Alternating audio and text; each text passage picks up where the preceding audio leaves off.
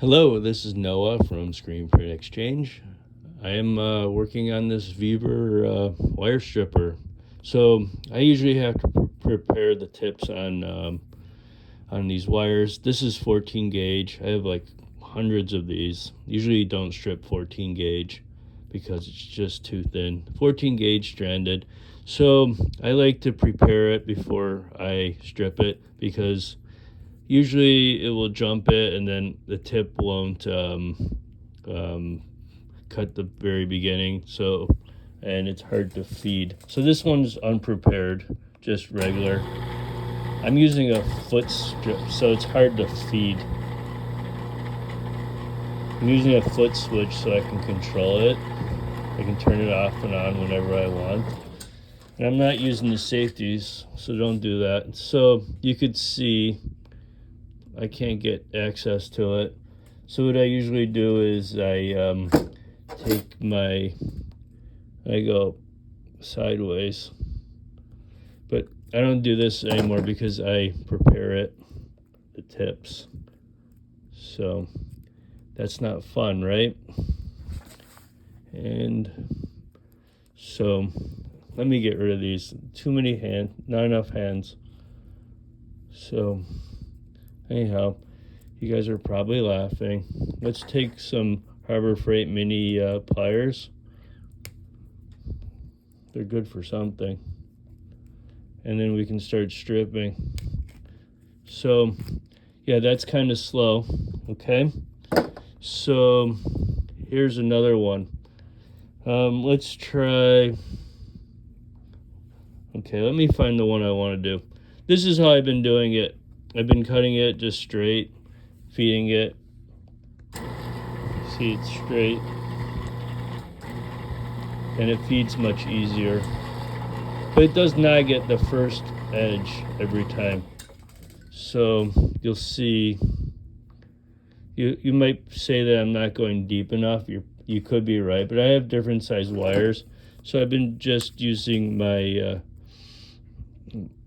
diagonals, and I'll just clip it. I probably need a new blade on this guy, and I don't want to buy it because I am gonna upgrade.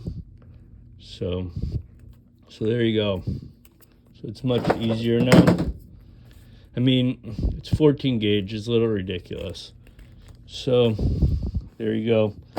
So I came up with this idea, which is to cut it diagonally, meaning I would cut it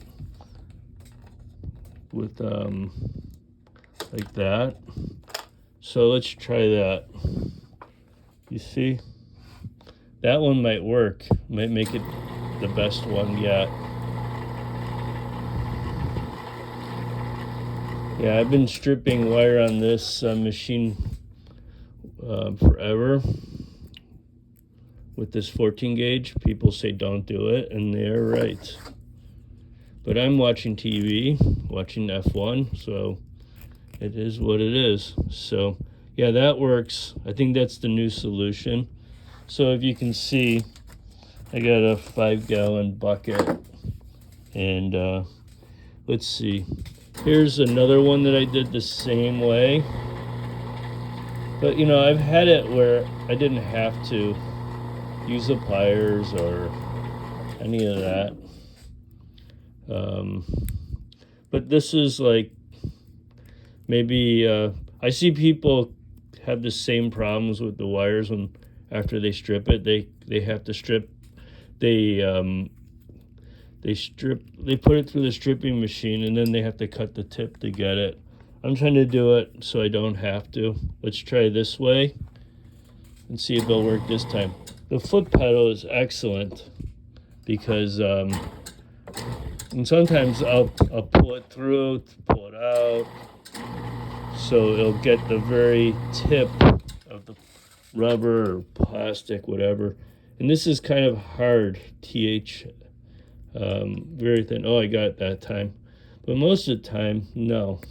So, you know, so that's that.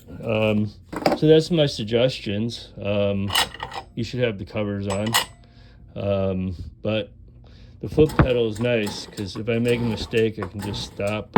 Otherwise, it's always on, which is, I don't really like that.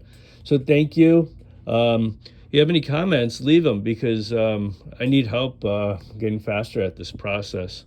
I'll have another video and similar, but we'll talk about other things. Thank you. Bye.